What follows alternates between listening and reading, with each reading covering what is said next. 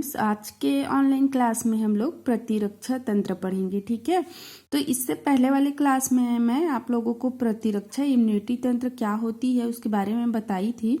फिर भी एक बार उसकी परिभाषा और बता देती हूँ। प्रतिरक्षा तंत्र होती क्या है?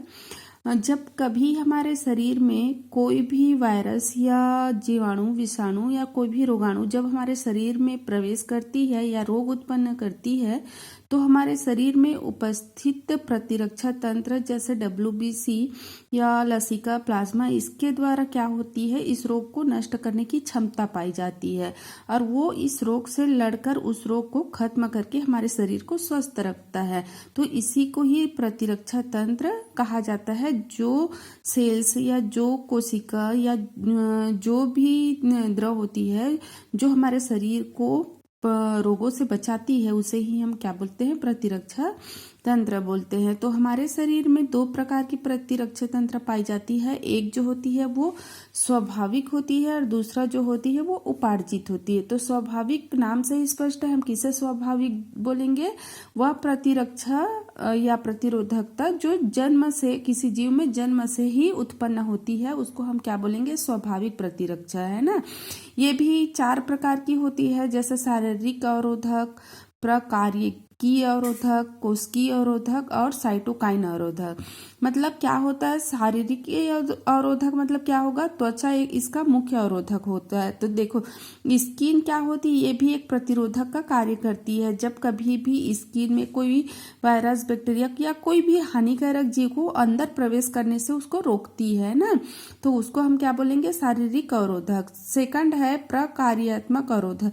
इसमें क्या होता है? जब शरीर के अंदर में विभिन्न प्रकार की फिजियोलॉजिकल कार्य होती है, जैसे डाइजेशन सिस्टम होता है ना, पाचन तंत्र होती है, तो उसमें क्या होता है? अमाशय में अम्ल का निर्माण हो जाता है, मुख गुहा में लार की निर्माण हो जाती है।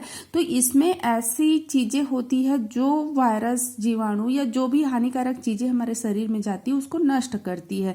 तो इसको क्या बोलेंगे? प्रकारिकी अवरोधक बोलेंगे, जो शरीर में क्रियात्मक कार्यों के द्वारा उत्पन्न होती है और हमारे शरीर में गए हुए हानिकारक जीवों को क्या करती है? वो खत्म करती है। फिर थर्ड इसमें कोशिकीय अवरोधक बोल रहे हैं ना।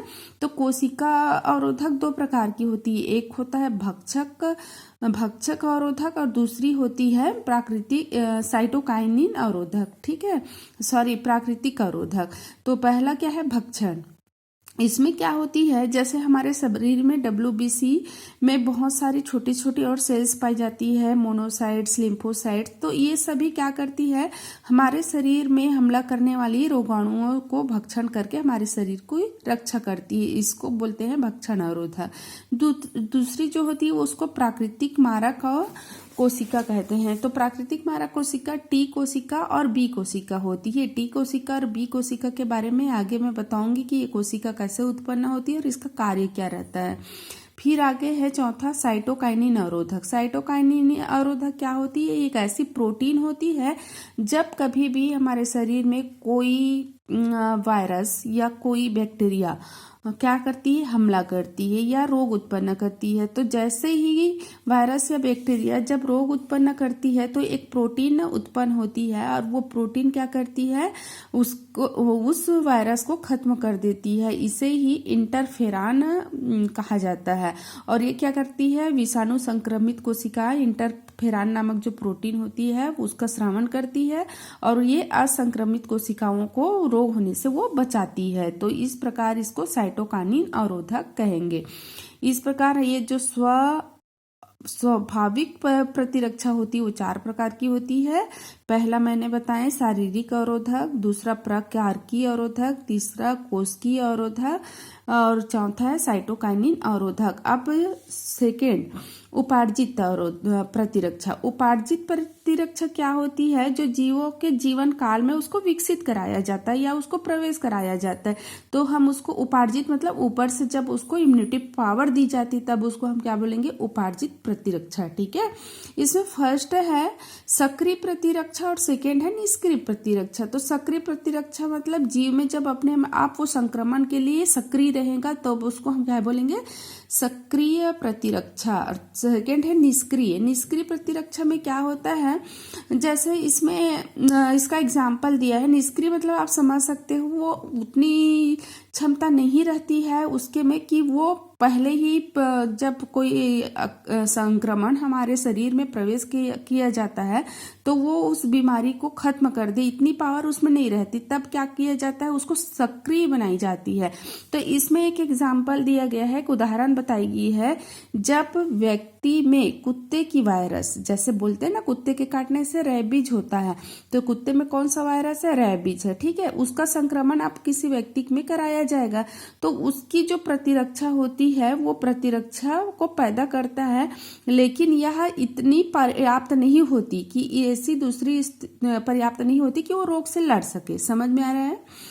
क्या होता है, जब किसी व्यक्ति में कुत्ते के वायरस को प्रवेश कराया जाता है, ठीक है, रेबीज जो वायरस होती है उसको डाला जाता है, तब फर्स्ट टाइम में उस वायरस में इतनी क्षमता नहीं होती है कि वो हमारे शरीर में इतनी पावर उत्पन्न कर दे कि आगे से आने वाली और वायरस से वो लड़ सके या हमारे शरीर को सुरक्षित रख सके।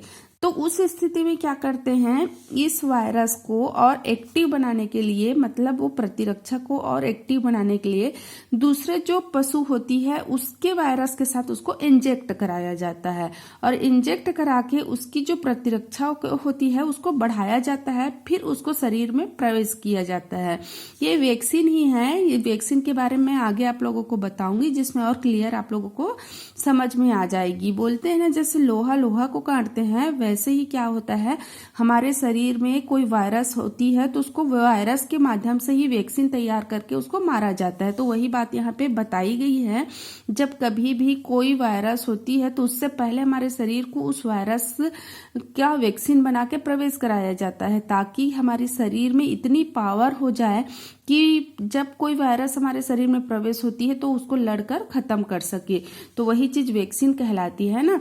तो इसमें जब फर्स्ट टाइम किसी चीज को डालोगे तो उसमें उतनी पावर नहीं रहती है, तो क्या करते हैं, उसको पावर को बढ़ाया जाता है। तो कैसे बढ़ाया जाएगा, उसके साथ और ऐसी प्रतिरक्षा डाली जाएगी दूसरे जंतु जीवों से लेकर, जिससे दोनों मिलके और उसकी कैपेसिटी बढ़ जाती है। तब जाके उसको वैक्सीन के रूप में हमारे शरीर में इंजेक्ट कराया जाता है, जिससे हमारी प्रतिरोधक क्षमता अधिक बढ़ जाती है। ये निष्क्रिय अवस्था में रहती है, जिसको सक्रिय बनाया जाता है। फिर आगे है, ये हो गया आपका उपार्जित प्रतिरक्षा। फिर आगे बताया गया है प्रतिरक्षा के घटक। तो दो घटक होती है, एक रुधिर प्रतिरक्षा तंत्र और दूसरी होती कोशिकीय प्रतिरक्षा तंत्र। रुधिर प्रतिरक्षा तंत्र में क्या होगा, जो रुधिर से, जैसे लसिका है, प्लाज्मा है, वो सब रुधिर में प्रतिरक्षा तंत्र कहलाएगी। सेकेंड है इसमें कोशिकीय प्रतिरक्षा तंत्र। कोशिकीय प्रतिरक्षा तंत्र जो कोशिकाओं से, जैसे टी कोशिका है और बी कोशिका है, वो सब क्या कहलाएगी, कोशिकीय प्रतिरक्षा तंत्र, ठीक है। इसमें क्या होता है, जब कोई भी वायरस हमारे शरीर में प्रवेश करता है वो क्या कहलाएगी, एंटीजन कहलाएगी। और जब वो किसी कोशिका से, जैसे बी कोशिका से वो टकरा रही है, तो टकराने से जो प्रोटीन पैदा होती है, जो रोगाणु होने से या जो भी वायरस के इफेक्ट है उसको नष्ट करती है, उसको बोलेंगे एंटीबॉडी, ठीक है। तो यही चीज यहाँ पे क्या बताया है, कोशिका जब प्रतिरक्षा तंत्र की भांति कार्य करेगी तो उसको कोशिकीय प्रतिरोधक तंत्र के नाम से जाना जाएगा।